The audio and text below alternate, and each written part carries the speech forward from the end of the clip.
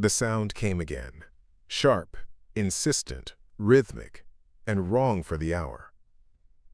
Nadia Shaw's eyes opened in the dark bedroom, her mind still tangled in the remnants of sleep, trying to place the noise that had pulled her from dreams. Tap, tap, tap. Not rain. Not branches. Something deliberate. Something frantic. She turned her head toward the window where the first gray hints of dawn barely touched the glass. The tapping came again, harder now, and then she saw him. Ranger. Their German shepherd stood on his hind legs outside the bedroom window, massive paws striking the pane with increasing urgency. His dark eyes locked onto hers with an intensity that sent ice through her chest. The dog never did this. In 3 years with their family, he had never once behaved this way. Colin. Her voice came out thin and uncertain as she reached across the bed to shake her husband's shoulder. Colin, wake up. Something's wrong. Colin stirred beside her, mumbling something incoherent as he rolled toward her. The tapping grew more violent. Ranger's claws scraping against the glass now, a low whine building in his throat that she could hear even through the closed window. The sound made her stomach turn. It was the sound of an animal in distress, or warning. She threw back the covers and moved to the window, her bare feet cold on the hardwood floor. Ranger dropped to all fours the moment she approached, then immediately resumed his frantic pawing at the glass, his whole body tense and trembling. His eyes never left hers. He barked once, sharp and commanding, then spun in a tight circle and barked again toward the hallway. What the hell is he doing? Colin was sitting up now, squinting at the window where Ranger's silhouette moved against the emerging dawn. Is he outside? How did he get outside? The question hit Nadia like a physical blow. She turned from the window and ran, her heart already knowing something her mind hadn't yet caught up to. Down the short hallway, past the bathroom, to the second bedroom door that stood slightly ajar. She pushed it open with shaking hands. The bed was empty. The covers were pulled back, not neatly, but as though someone small had slipped out from under them in a hurry. Isla's stuffed rabbit lay on the pillow where it always rested. The nightlight still glowed softly in the outlet by the door, but the room held only the cold stillness of absence. Isla? Nadia's voice cracked as she stepped inside, irrational hope making her check the closet, behind the door, under the bed. Isla, baby, where are you? Colin appeared in the doorway behind her, his face going pale as he took in the empty room. She's probably just...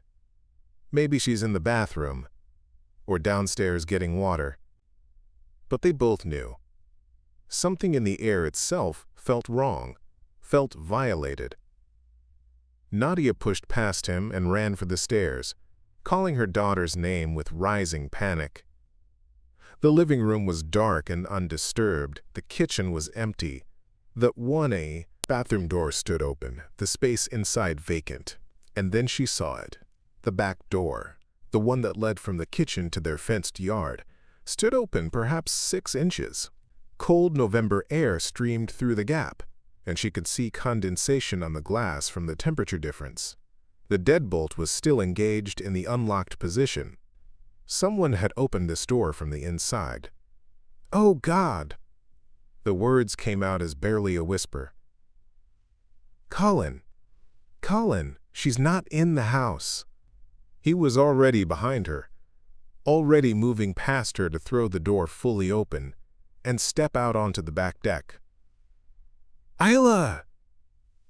His shout shattered the pre-dawn quiet of the neighborhood. "Isla, can you hear me?" Ranger came bounding around the side of the house the moment Colin's voice rang out, his paws thundering on the wooden deck. But instead of staying with them, the dog ran to the edge of the deck, barked 3 times toward the dark line of woods that bordered their property, then ran back to them and barked again. His message couldn't have been clearer. Follow me. Come now." Nadia's mind was racing, trying to piece together the impossible timeline even as terror closed around her throat. When had Isla left the bed? Why would she go outside in the middle of the night? The temperature had dropped to near freezing. Their daughter was 6 years old and small for her age, and she'd been wearing only thin pajamas when Nadia had tucked her in last evening. The memory crashed over her with sickening clarity. Ranger had been restless all night. She'd heard him moving around downstairs, heard the soft click of his nails on the hardwood, heard him whining at intervals. Colin had gotten up twice to let him out, muttering about the dog probably needing to go to the bathroom. But what if it hadn't been that at all? What if Ranger had known, had sensed something wrong, had been trying to tell them? How long? Colin's voice was shaking as he stood at the deck railing, staring into the darkness of the yard. "How long has she been gone, Nadia? When did you last check on her?" She couldn't answer, couldn't force the words past the crushing weight of guilt and fear. She'd kissed Isla goodnight around 8:30. It was now just past 6 in the morning. 9.5 hours. Their little girl had been missing for up to 9.5 hours in freezing temperatures in the dark, and they'd been asleep, completely unaware. "Call the police." Colin was already moving down the deck stairs, grabbing a flashlight from the outdoor storage box. "Call them right now. I'm going to search the yard and the street." Nadia turned and ran back into the house, her hands shaking so violently she could barely hold her phone. She had to try 3 times to unlock the screen, had to force herself to breathe as the emergency operator answered. The woman's calm, professional voice asking for the address, asking for the child's name and description, asking when she was last seen. It all felt surreal and distant, as though this was happening to someone else in some other version of reality. She's 6 years old, blonde hair, blue eyes. She was wearing pink pajamas with stars on them. Nadia heard her own voice giving the details, mechanical and hollow. Our dog was trying to get our attention. I think he knew she was gone. I think he's been trying to tell us for hours and we didn't listen." Through the kitchen window she could see Colin moving through the yard with the flashlight, calling Isla's name over and over. Ranger stayed with him for a moment, then broke away and ran back toward the woods, barking that same urgent pattern. 3 short barks. A pause. 3 more. "Ma'am, officers are being dispatched to your location now," the operator was saying. "I need you to stay on the line with me. Is there any reason your daughter might have left the house? Any history of sleepwalking?" No, nothing like that. She wouldn't just." Nadia's voice broke completely. Please, you have to find her.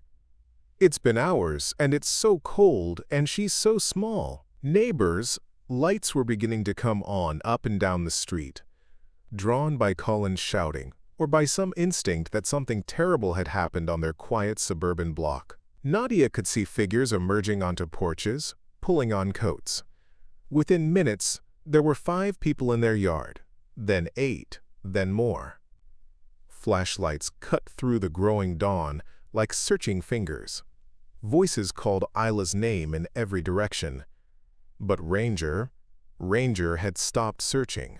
The big German shepherd stood rigid at the edge of their property line, staring into the dense woods beyond, his ears forward, and his body vibrating with barely contained energy. And as Nadia watched from the window, phone still pressed to her ear, the dog did something that made her blood run cold. He lifted his head and howled, long and mournful and utterly certain, the sound of a protector who had found his target. The sound of a sentinel who knew exactly where the missing child had gone. And the woods behind their house remained dark and silent, holding their secrets as the temperature continued to drop. The first police cruiser arrived within 12 minutes, pulling into the driveway with lights flashing but no sirens. Nadia met the officers at the front door, her whole body shaking despite the coat she'd thrown over her nightclothes. Two uniformed officers stepped out, a woman in her 40s with sharp eyes and a younger man already reaching for his radio. "Mrs. Shaw? I'm Officer Brennan, this is Officer Torres. We understand your daughter is missing." The woman's voice was calm, but moved with practiced efficiency, already assessing the scene as she spoke. "How old is she and when was she last seen?" "6. She's 6. I put her to bed around 8:30 last night, and when we woke up this morning she was—" Nadia's voice caught. "She was just gone. The back door was open and she's out there somewhere and it's been hours." Officer Brennan's expression tightened slightly, the first crack in her professional composure. Hours in this temperature with a child that's small changed the entire calculation. "Does she have any medical conditions? Is she taking any medications?" "No, nothing. She's healthy. She was wearing pink pajamas and no shoes and—" The reality of that detail, no shoes, made Nadia's knees buckle slightly. Officer Torres caught her elbow, steadying her.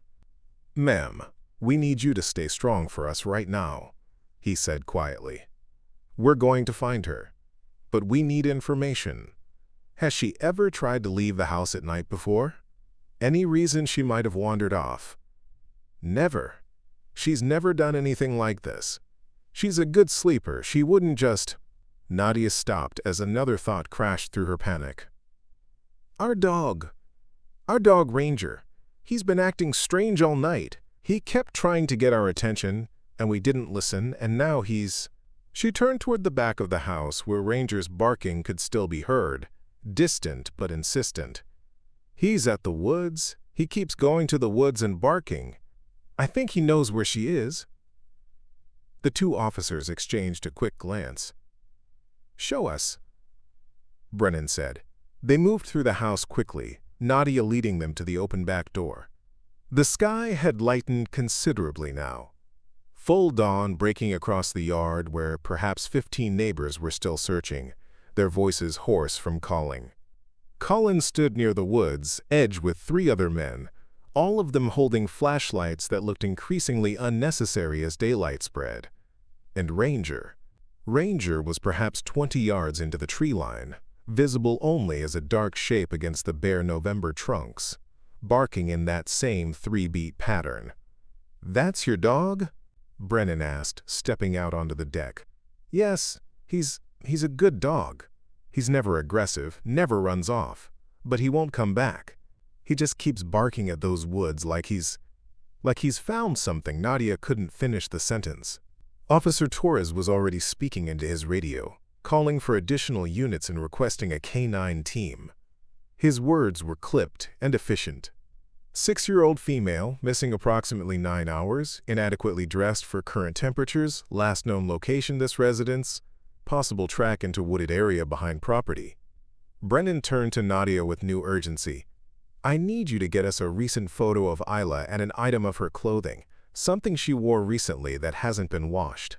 Can you do that?" Nadia nodded numbly and turned back into the house, her mind struggling to function through the white noise of terror. Isla's room. She needed something from Isla's room. She climbed the stairs on shaking legs, each step feeling like moving through deep water. The bedroom door still stood open. The empty bed still waited. The stuffed rabbit still lay on the pillow with its button eyes staring at nothing. She grabbed the pink jacket hanging on the back of Isla's desk chair, the one her daughter had worn yesterday afternoon playing in the yard. It still smelled like her. That particular combination of children's shampoo and the vanilla chapstick Isla was obsessed with, and something else that was just purely Isla. Nadia pressed it to her face for 3 seconds, breathing in her daughter's presence, before she could force herself to move again. Her phone was on the nightstand by her own bed. She unlocked it with trembling fingers and found her favorite photo of Isla, taken just 2 weeks ago at her school's fall festival. Blonde hair and pigtails, blue eyes bright with excitement, gap-toothed smile, wearing a purple sweater with a pumpkin on it. 6 years old and so small and so trusting and so absolutely certain that her parents would always keep her safe. When Nadia returned downstairs, 3 more police cruisers had arrived, and the scene had transformed into something from a nightmare. Officers were spreading through the yard, organizing the neighbors into a more systematic search pattern. Someone had brought a map of the area and was spreading it across the hood of a cruiser. Radios crackled with constant communication. And Colin stood near Officer Brennan, his face gray and hollow, describing the moment he'd found the back door open. "Here." Nadia thrust the photo and jacket at Brennan. "This is from 2 weeks ago.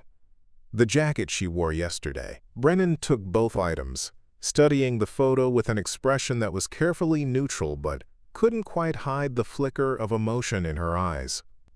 "She's beautiful," she said quietly, then straightened and raised her voice to address the growing crowd.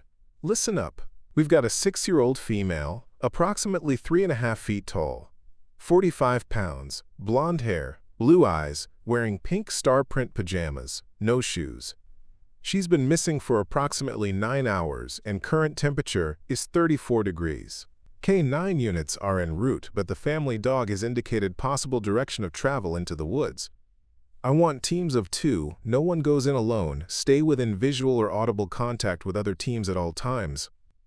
If you find any sign of her, any footprint, any piece of clothing, anything, you stop and radio immediately. Do not contaminate potential evidence."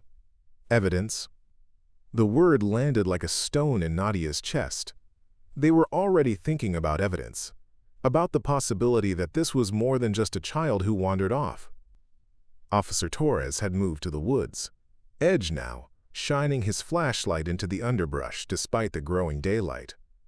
And Ranger had gone quiet.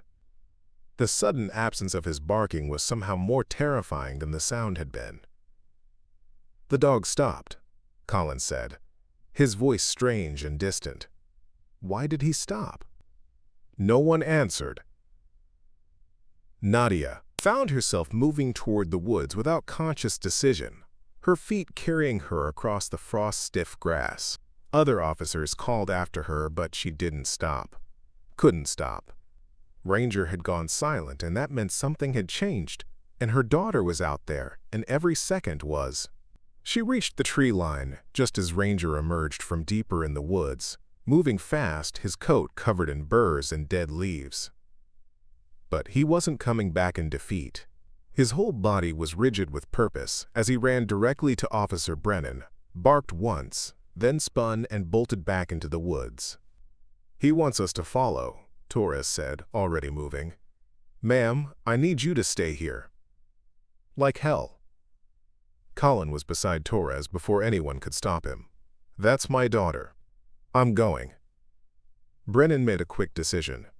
"All right, but you stay behind me and you do exactly what I say. Understood?" They didn't wait for more discussion. The small group, the 2 officers, Colin, Nadia, and 2 male neighbors, pushed into the woods where Ranger had disappeared. The underbrush was thick and grabbed at their clothes. Bare branches scraped at their faces and hands. The ground was uneven and treacherous with hidden roots and frost-slick leaves, and somewhere ahead, growing fainter with distance, they could hear Ranger barking again. 3 barks, a pause, 3 more, the sound of a guardian who had locked onto his target and could not, let go. The woods closed around them like a fist. What had looked like a manageable strip of trees from the yard revealed itself as something far deeper and more disorienting once they were inside. The canopy overhead filtered the morning light into a gray-green gloom that made distance impossible to judge. Every direction looked the same, bare trunks and thorny underbrush and the skeletal remains of summer's wild growth now collapsed into treacherous tangles. Ranger's barking pulled them forward. Officer Brennan led with Torres close behind, both of them moving with the practiced efficiency of people who'd done search and rescue before. Colin and Nadia followed, stumbling over roots and ducking branches, their breath coming in ragged clouds. The two neighbors brought up the rear, one of them speaking urgently into his cell phone, trying to guide other searchers to their position. "How far do these woods go?" Brennan called back without slowing her pace. "I don't know," Colin gasped. "Half a mile, maybe?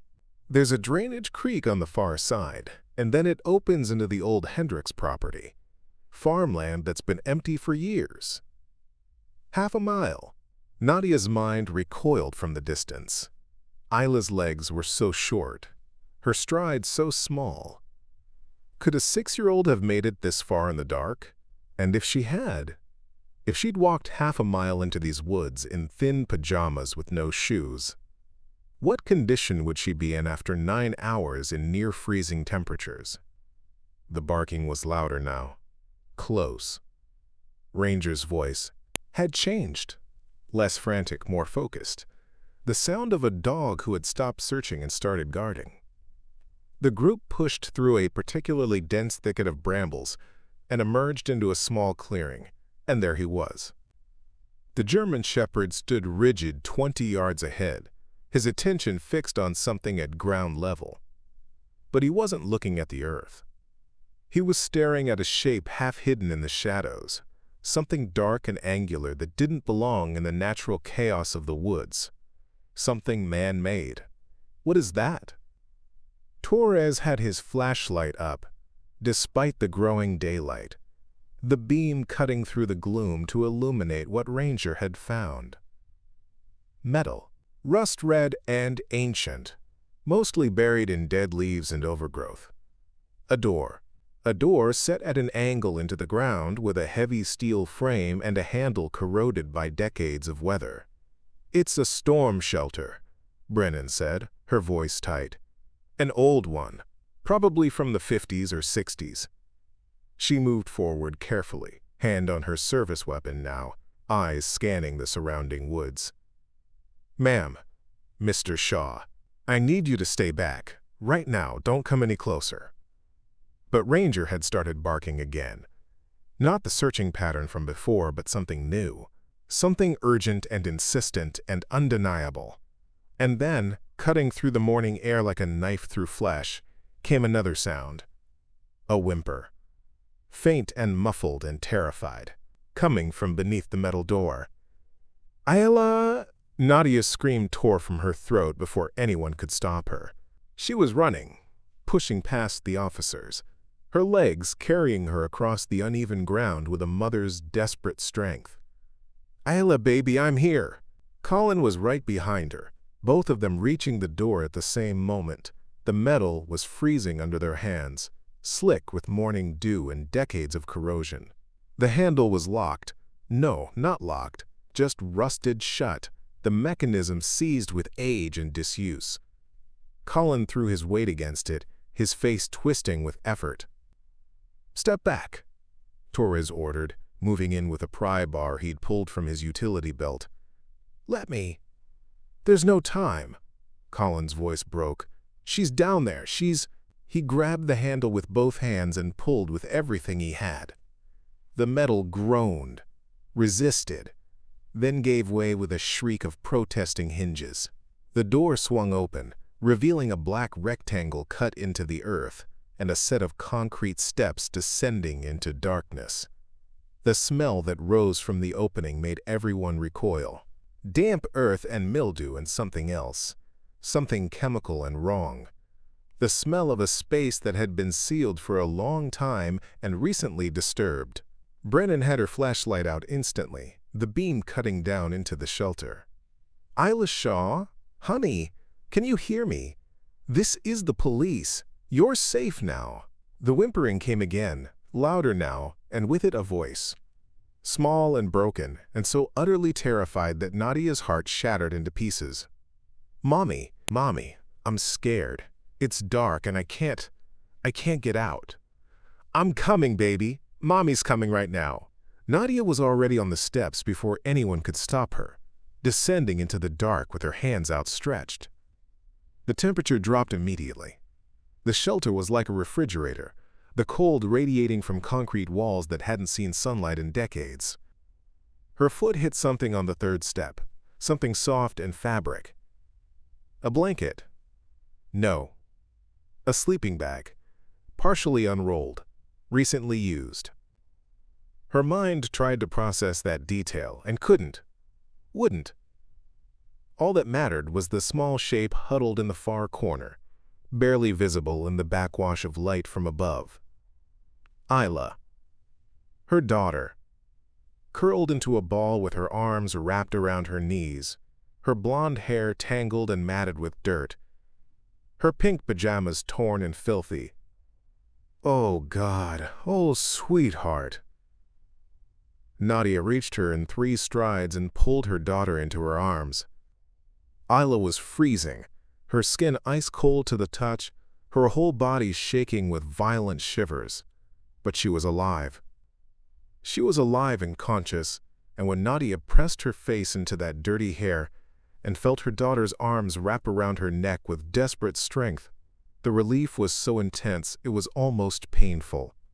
I'm sorry, Mommy. I didn't mean to. There was a puppy, and I followed it, and then I couldn't find the house, and the man said he would help, but then he brought me here and locked the door, and—" Isla's words tumbled over each other, broken by sobs and chattering teeth. The man! The words penetrated Nadia's consciousness like ice water. She looked up to where Colin had descended the steps behind her, where Officer Brennan was now climbing down with Torres right behind her. The flashlight beams swept the small space, perhaps 8 feet by 10 feet, and revealed things that made Nadia's blood run cold. A camp stove in one corner, bottled water, granola bars, a battery-powered lantern, a pile of blankets. Not old and moth-eaten, but relatively new, still in their plastic packaging. And something else, something that made Brennan's face go hard and dangerous. A camera, mounted on a small tripod in the corner, aimed at the space where Isla had been huddled. "Torres, get these civilians out now," Brennan said, her voice deadly calm. "Call for backup and forensics. No one touches anything. This is a crime scene." Colin had Isla in his arms now, wrapping her in his jacket, already climbing back toward daylight and safety. Nadia followed on shaking legs, her mind struggling to process what they'd just seen. This wasn't an abandoned shelter. This was prepared, staged. Someone had set this up. Someone had stocked it with supplies. Someone had brought her daughter here and locked her inside, and— They emerged into daylight to find Ranger waiting at the top of the steps, his tail wagging frantically the moment he saw Isla. The big dog whined and pressed against Colin's legs, trying to reach the child in his arms. "Good boy," Colin was saying, his voice breaking. "Good boy, Ranger. You found her. You brought us to her." But Isla wasn't looking at her parents or the dog. She was staring back at the dark opening in the ground with eyes that had seen too much. "He said he'd come back," she whispered. "The man. He said he just had to go get something and he'd come back and take me somewhere warm. But then I heard Ranger barking and the man got scared and ran away. He left me down there in the dark and I couldn't open the door and—" Fresh sobs choked off her words. Nadia met Brennan's eyes over her daughter's head. The officer's expression was grim. "How long ago?" Brennan asked gently. "How long ago did the man leave?" Isla's voice was tiny. "I don't know. It was still dark. A long time. I was so scared he was coming back." Brennan was already on her radio. Her words clipped and urgent. "All units, we have a found child. Alive, hypothermic but conscious. Medical en route. Be advised we are now looking for an adult male suspect, unknown description. Possibly still in the area. This is now an active crime scene and possible kidnapping scenario. I want a perimeter set up immediately." The woods had seemed menacing before. Now they felt predatory, full of watching eyes and hidden threats. Someone had taken Isla. Someone had carried her half a mile through darkness and locked her in that shelter and walked away, planning to return. Someone who had fled when Ranger's persistent barking made the situation too dangerous.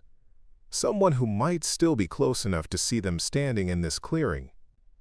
Someone who had been watching their family long enough to plan this. Long enough to prepare that shelter. Long enough to know when their daughter would be vulnerable. The morning sun cut through the bare branches overhead, bright and cold and indifferent. And somewhere in the distance, beyond the searching voices and the radio chatter, and the sound of more sirens approaching, the woods held their secrets and their dangers and the lingering presence of a predator who had come so terrifyingly close to succeeding. The paramedics arrived in the clearing 12 minutes later, their bright orange packs cutting through the muted browns and grays of the woods like emergency flares.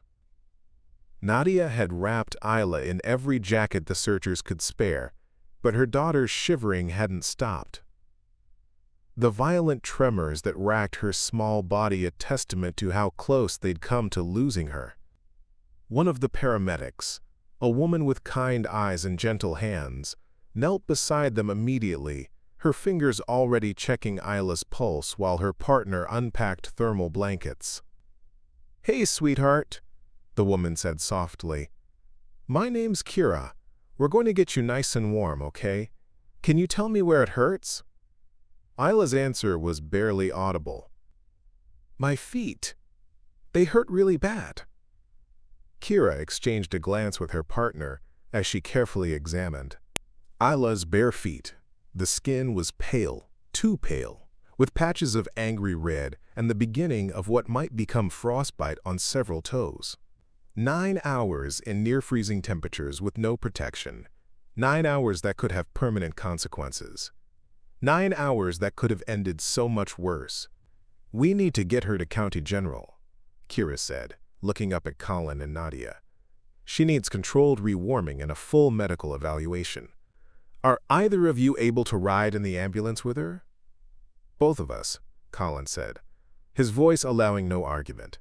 "We're both going." No one contradicted him. Within minutes, they were moving back through the woods. Isla, wrapped in thermal blankets on a portable stretcher carried by the paramedics, Colin and Nadia on either side refusing to let go of her hands, and Ranger leading the way like a four-legged guardian angel. The big dog kept looking back to make sure they were following, his ears swiveling at every sound, his entire body still vibrating with protective energy. The journey back to the house felt both endless and too short. Every step was a reminder of the distance Isla had traveled in the dark, the impossible path she'd walked following what she thought was a lost puppy, but was really… what? A lure? A trick? The man, whoever he was, had known exactly how to draw a child away from safety, had known the universal impulse of a 6-year-old to help something small and scared. When they emerged from the tree line into the Shaw's backyard, the scene had transformed into something from a police procedural. At least 8 cruisers now lined the street, their lights still flashing in the full morning sun. Yellow crime scene tape was being strung around the woods perimeter. Plainclothes detectives had arrived. Nadia could see them conferring with Officer Brennan near one of the vehicles, their expressions grim and focused. And the neighbors who had searched so desperately just minutes ago now stood in small clusters at the edges of the property, their relief at finding Isla alive mixing with something darker as word spread about what had really happened. The ambulance waited in the driveway, its rear doors open and ready. The paramedics loaded Isla's stretcher with practiced efficiency, while Kira kept up a steady stream of reassuring commentary, explaining every step, every check, every piece of equipment. Nadia climbed in first, positioning herself where she could hold Isla's hand without interfering with the medical work.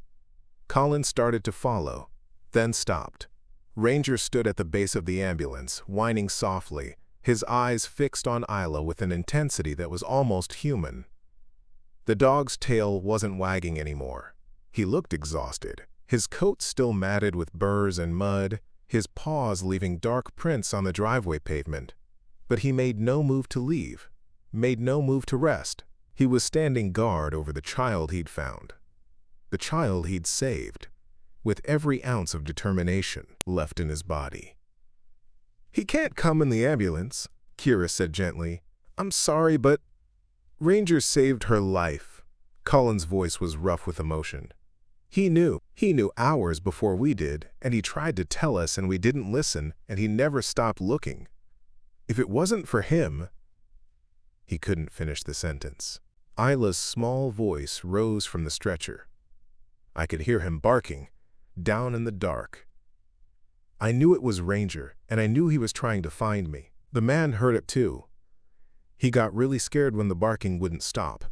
He said something bad, and then he ran away and left me there. And I was so scared, but I knew Ranger wouldn't leave me alone. Fresh tears streamed down her face, cutting tracks through the dirt on her cheeks. And Ranger, as if understanding every word, let out a soft woof and pressed closer to the ambulance, his nose nearly touching the metal step. "I'll bring him to the hospital as soon as they'll let me," Colin said, reaching down to grip the dog's collar. "I promise, Isla, he'll be there." Officer Brennan approached as the paramedics prepared to close the ambulance doors, her expression serious but not unkind. "Mr. and Mrs. Shaw, I know you need to be with your daughter right now, and that's exactly where you should be. But I need you to understand what's happening here. This wasn't a child wandering off. This was a planned abduction. Whoever did this prepared that shelter, stocked it with supplies, set up surveillance equipment. They've been watching your family, and they're still out there." The words landed like physical blows. Nadia felt her legs go weak, felt Colin's hand grip her shoulder to steady her, watching their family. For how long? How many days or weeks had someone been out there, observing their routines, learning their patterns, waiting for the perfect moment to take their daughter? "We're going to have detectives meet you at the hospital to take Isla's statement when the doctors clear it," Brennan continued.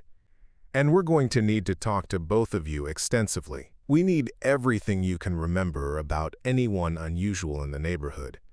Any vehicles you didn't recognize, any sense that something was off. Can you do that?" Colin nodded numbly. Nadia tried to speak and couldn't, her throat too tight with the enormity of what they'd escaped, what they'd almost lost, what was still out there in the woods or the streets or somewhere close, watching and waiting and planning. "One more thing," Brennan said, her gaze dropping to Ranger, who still stood pressed against the ambulance. "Your dog's behavior last night and this morning, that persistent tapping on the window, the refusal to leave that section of woods. In my 15 years doing this job, I've never seen anything quite like it. He knew. Somehow he knew something was wrong long before you did. You might want to think about when that behavior started, because it's possible he was alerting to the suspect's presence even earlier than you realized." The implication hit Nadia like ice water. Ranger's restlessness hadn't started when Isla disappeared. It had started the evening before, during dinner, during the bedtime routine, during those hours when they'd all been safe inside the house. But something outside had already been watching, already been planning. The dog had sensed the danger while there was still time to prevent it, and they'd dismissed him as needing to go outside. "Ma'am, we really need to go," Kira said gently from inside the ambulance. Her core temperature is still too low. Nadia climbed in fully, Colin right behind her, and the doors closed with a solid thunk that somehow made everything feel more real. Through the small window in the rear door, she could see Ranger still standing in the driveway, still watching, still guarding from a distance. Could see the growing crowd of police and neighbors, and the yellow tape marking off the woods where her daughter had spent 9 hours in a predator's cage.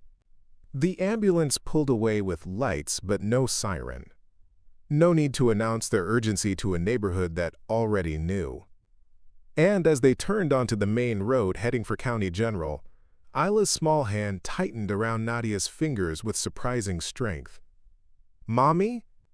Her voice was still shaky but clearer now, the warmth of the thermal blankets and the safety of her parents' presence beginning to thaw more than just her body. "Is Ranger going to be okay? He looked so tired." "He's going to be fine, baby," Nadia whispered, pressing a kiss to her daughter's dirty hair. "He's the bravest dog in the whole world, and he's going to be just fine." But even as she said the words, her mind was still in those woods. Still seeing that prepared shelter with its camera and supplies and evidence of planning that stretched back, God knew how long. Still feeling the weight of Brennan's warning. They're still out there. And somewhere in the November morning, in the growing daylight that should have brought safety, but only brought the sick understanding of how exposed they'd been, a predator was running. Running from the barking of a dog who wouldn't give up. Running from the collapse of a plan that had come so terrifyingly close to succeeding. Running perhaps toward another target. Another family. Another chance. The ambulance raced toward the hospital with its precious cargo, and behind them the investigation was just beginning to uncover how deep the danger had really gone. County General's emergency department was a blur of fluorescent lights and antiseptic smells and voices that blended into a constant hum of controlled urgency. Isla was whisked through double doors the moment they arrived, a team of doctors and nurses surrounding her stretcher like protective shields. Nadia and Colin were allowed to follow only as far as the examination room doorway before a nurse with gray-streaked hair and firm but gentle hands stopped them. "We need space to work," she said, not unkindly. "She's in the best possible hands. There's a waiting area just down the hall. Someone will update you every step of the way." It wasn't a request.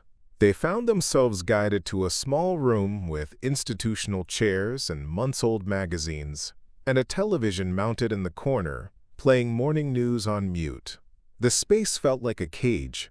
Nadia couldn't sit, couldn't stop moving, pacing from the doorway to the window and back again while Colin sat with his head in his hands, his whole body shaking with exhaustion and delayed shock. Minutes crawled past like hours. Every time the door opened, they both jumped, hoping for news, dreading bad news, caught in the terrible limbo of waiting while their daughter was somewhere beyond their reach, being treated for injuries they'd failed to prevent. The detective arrived 40 minutes later, a tall man in his early 50s with tired eyes and a worn leather jacket, carrying a tablet and a manila folder thick with papers. He introduced himself as Detective Harding and settled into the chair across from them with the air of someone who'd done this too many times before.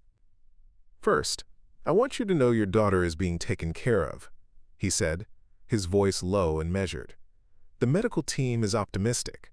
She's young and strong and you got to her in time. But I need to talk to you about what we found at that shelter. And what it means." Colin looked up, his face haggard.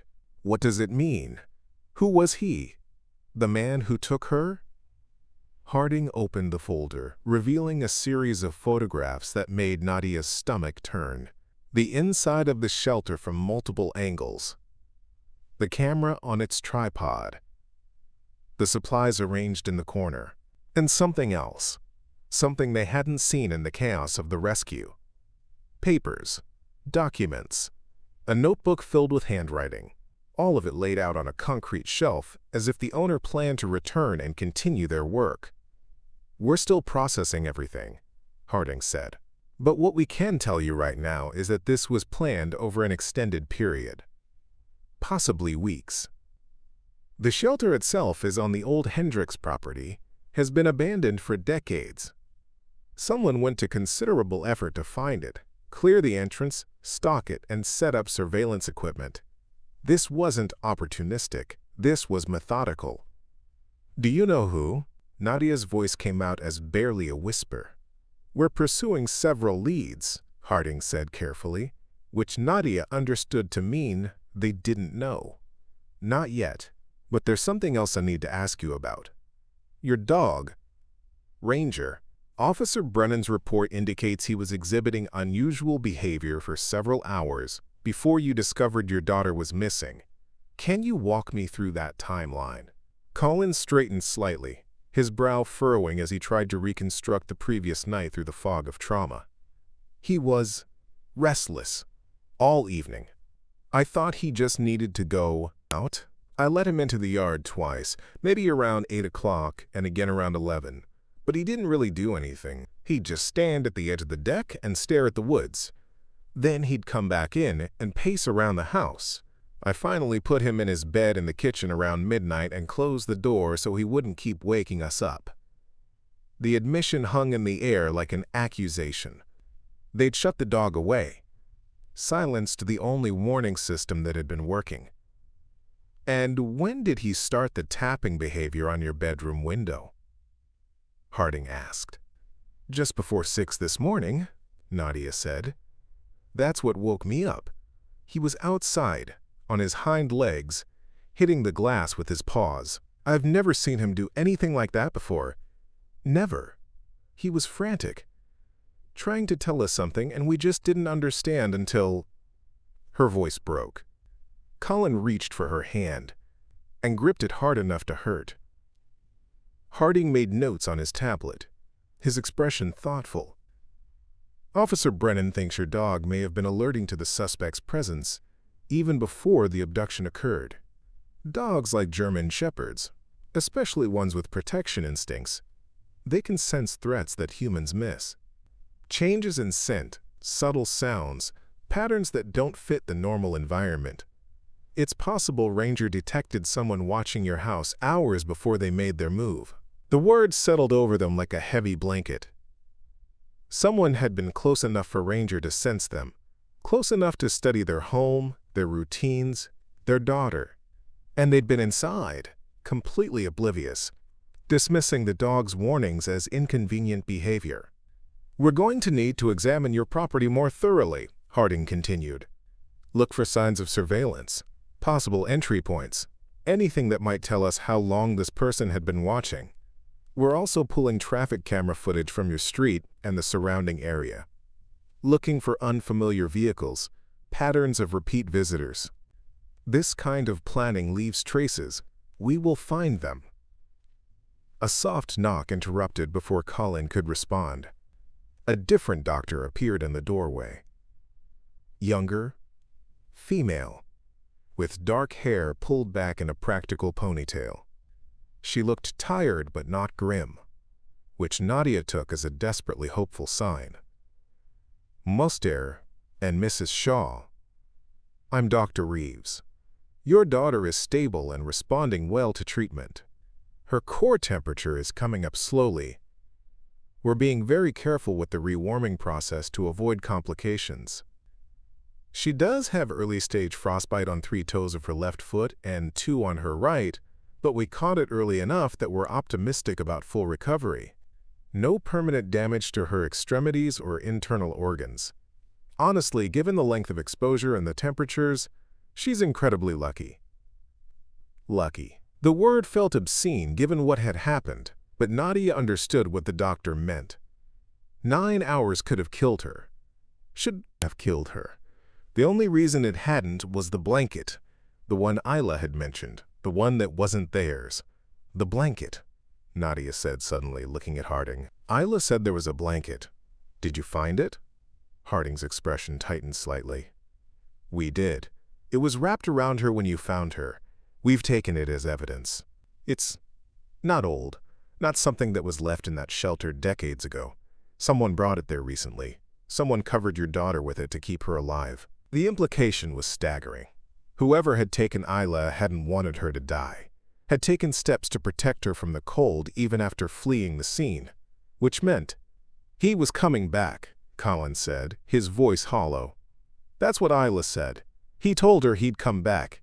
He didn't leave her there to die. He left her there to retrieve later." "That's our working theory," Harding confirmed grimly. Which means when your dog's barking drove him off, he didn't abandon his plan, he postponed it. And that makes him exponentially more dangerous. Someone who invests this much time and preparation doesn't just give up. The door opened wider, and Dr. Reeves stepped aside. She's asking for you. And for Ranger. She keeps asking if he's okay, if he's coming. I told her no animals are allowed in the hospital, but... The doctor hesitated, glancing at Detective Harding. Given the circumstances, I think we could make an exception, if the dog is as well behaved as Officer Brennan indicated. He is, Colin said, already on his feet. I'll go get him right now. He should be here. He deserves to see her as much as we need to. Harding stood as well, closing his folder. I'll have more questions later, but they can wait. Go be with your daughter. We'll post an officer outside her room, just as a precaution. And Mr. Shaw, when you bring that dog back, you might want to stop by a pet store on the way. Something tells me he's earned the biggest steak they sell. For the first time since the nightmare began, Colin's expression softened into something that might have been the ghost of a smile. The biggest steak, he repeated. And anything else he wants for the rest of his life. They moved down the hallway together. Nadia toward her daughter's room, Colin toward the exit and the parking lot where their car waited. And somewhere in the hospital's administrative wing, security footage was already being pulled. Phone records were being subpoenaed. Databases were being searched for known predators in the area, for patterns that matched this methodical, patient approach. The hunt had begun in earnest. But the predator had hours of head start and the advantage of planning. And everyone involved knew that the only reason Isla Shaw was alive and recovering instead of vanished without a trace was a German shepherd who had refused to give up, who had known when no one else did, who had tapped on glass until someone listened, who had led them through darkness to find what they'd almost lost forever. Isla's hospital room was small and warm, almost too warm after the cold of the woods and the shock of the morning. The heating had been turned up deliberately to aid in her recovery, and the air carried the faint chemical smell of antiseptic mixed with something sweeter, maybe the juice box someone had left on her bedside tray. She looked impossibly small in the hospital bed, propped up against pillows that dwarfed her thin frame. Her blonde hair had been washed. The nurses had been kind enough to do that first thing, and it spread across the white pillowcase in damp tangles. Someone had found her a hospital gown printed with cartoon animals, though her feet were still carefully wrapped in specialized bandages to protect the damaged toes. But her eyes were open and alert, and focused on Nadia the moment she entered the room. "Mommy?" The word came out rough, her voice still hoarse from crying and cold. "Where's Ranger? You said he'd come." Nadia moved to the bedside and took her daughter's hand carefully, mindful of the IV line taped to the back of it. "Daddy's gonna get him right now, baby. He'll be here soon. How are you feeling?" Isla considered the question with a seriousness that made her seem much older than 6. "My feet hurt, and I'm really tired. But Dr. Reeves said I'm gonna be okay. She said you and Daddy found me just in time." Her voice dropped to a whisper. "She said if you hadn't found me when you did, I might have. But we did find you." Nadia pressed a kiss to her daughter's forehead, breathing in the clean scent of hospital shampoo and the underlying smell that was purely Isla. "Ranger found you? He never stopped looking. He knew exactly where you were, and he brought us right to you. I heard him barking." Fresh tears welled in Isla's blue eyes. "I was so scared in the dark, and I didn't know where I was, and I thought maybe nobody knew I was gone. But then I heard Ranger, and I knew he was trying to find me. I tried to bark back, to make noise so he could hear me. But the door was so thick, and..." The door opened quietly, and a uniformed officer stepped inside. Not Brennan or Torres, but someone new. A broad-shouldered man in his 30s who positioned himself just inside the entrance with the careful awareness of someone trained to be unobtrusive but present. Nadia met his eyes briefly and saw the mix of vigilance and sympathy there. the officer Detective Harding had promised. Standing guard over a 6-year-old because somewhere out there, a predator had invested weeks into planning her abduction and might try again. The thought made Nadia's hands shake. She gripped Isla's fingers more tightly, grounding herself in the reality of her daughter's presence. Here, safe, alive. Baby, the police are going to want to talk to you later, Nadia said carefully. About what happened last night. About the man who took you. I know it's scary to think about, but anything you can remember might help them find him. Do you think you can do that? Isla nodded slowly, her expression clouding with memory. I remember what he looked like. I saw his face when he had the flashlight. And I remember his voice. He talked really quiet but not in a nice way. Like he was trying to sound nice, but it wasn't real. Before Nadia could respond, the door opened again and Colin entered. And at his heels, moving with stiff exhaustion but undeniable determination, was Ranger. The big German shepherd had been brushed. Someone had taken the time to remove the worst of the burrs and mud from his coat, and his paws had been cleaned. But his eyes held the same fierce protectiveness they'd carried all morning, scanning the room immediately to locate his child. "Ranger!" Isla's face transformed, the fear and exhaustion replaced by pure joy. "Ranger, you found me! You found me!" Colin held the dog's collar loosely, letting him approach the bedside slowly. Hospital protocol or not, no one was going to separate this child from the animal who had saved her life. Ranger moved forward carefully, none of his usual exuberance, and placed his massive head on the edge of the bed next to Isla's hand. The girl's fingers immediately buried themselves in his fur, gripping tight. "Good boy," she whispered, her voice breaking. "You're such a good boy. I heard you looking for me and I wasn't scared anymore because I knew you'd tell Mommy and Daddy where I was." The dog's tail gave a single slow wag. Then he settled onto the floor beside the bed with a heavy sigh, the sound of a guardian who had completed his mission and could finally rest. But even lying down, his eyes never left Isla. His ears swiveled at every sound in the hallway. His body remained coiled with readiness, despite the exhaustion radiating from every line of him. "The vet's going to come by the house tomorrow to check him over," Colin said quietly, settling into the chair on the other side of the bed. "He ran through pretty rough terrain and he hasn't slept in, God, I don't know how long. But physically he seems okay, just worn out." Detective Harding appeared in the doorway, pausing when he saw the tableau. The small family reunited, the dog standing guard on the floor, the officer watching over them all. He knocked softly on the doorframe. "I'm sorry to interrupt. Isla, my name is Detective Harding. I'm one of the people working very hard to find the person who scared you last night.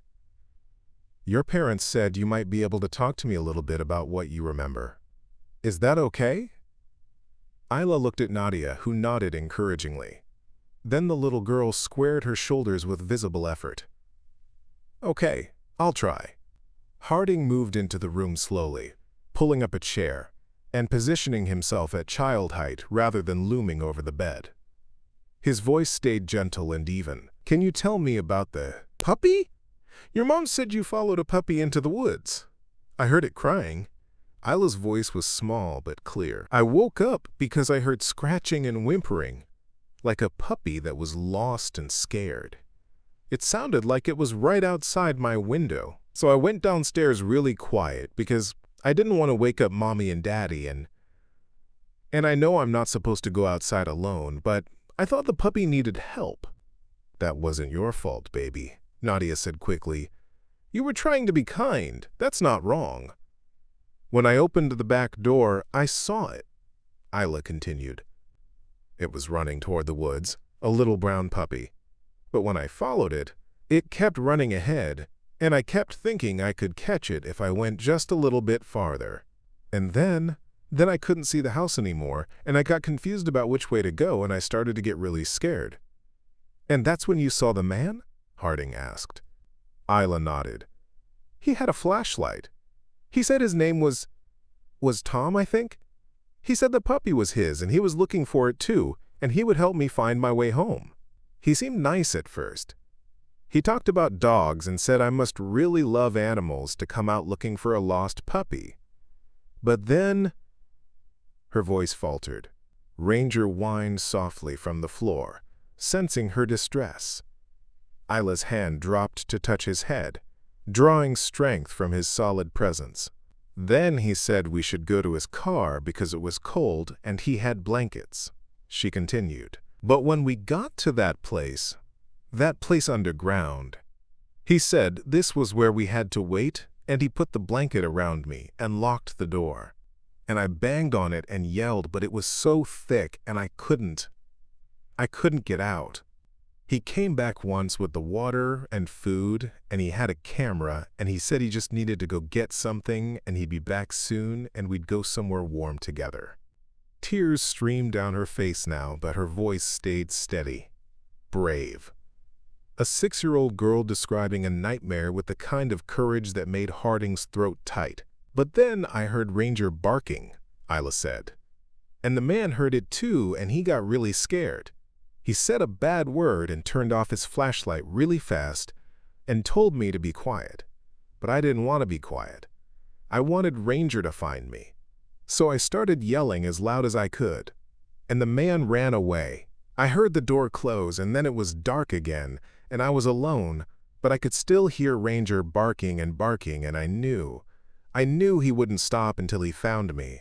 She looked down at the German Shepherd on the floor, at the dog who had defied dismissal and exhaustion and every instinct to rest until he'd completed his mission. He saved me, Isla whispered. Ranger saved me.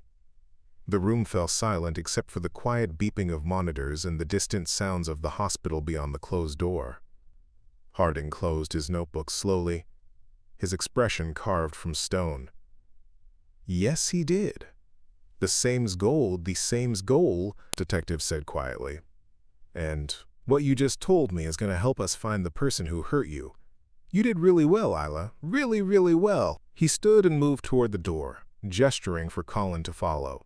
The two men stepped into the hallway, leaving Nadia and Isla and Ranger in their small circle of safety. We got a partial print off the camera, Harding said in a low voice once they were out of earshot.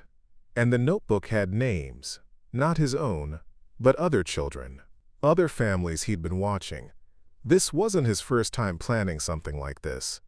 It's just the first time someone stopped him before he could finish. Your dog disrupted a predator who's been operating for God knows how long. Colin leaned against the wall, the full weight of those words crushing down on him. You'll find him. You have to find him.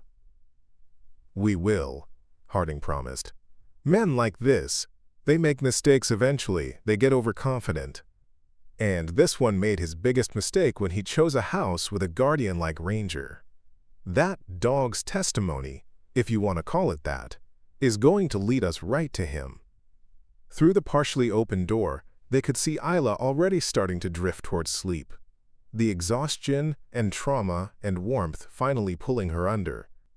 Her hand still rested on Ranger's head. The dog's eyes were half closed but watchful still, always watchful, always on guard. And in the parking lot below, officers were combing through traffic footage. In the woods behind the Shaw house, forensic techs were photographing every surface of that underground shelter. In police databases across the state, algorithms were matching patterns and cross-referencing suspects. The hunt was accelerating. The net was closing. And one German Shepherd had given them the chance to catch a predator before he could hurt anyone else.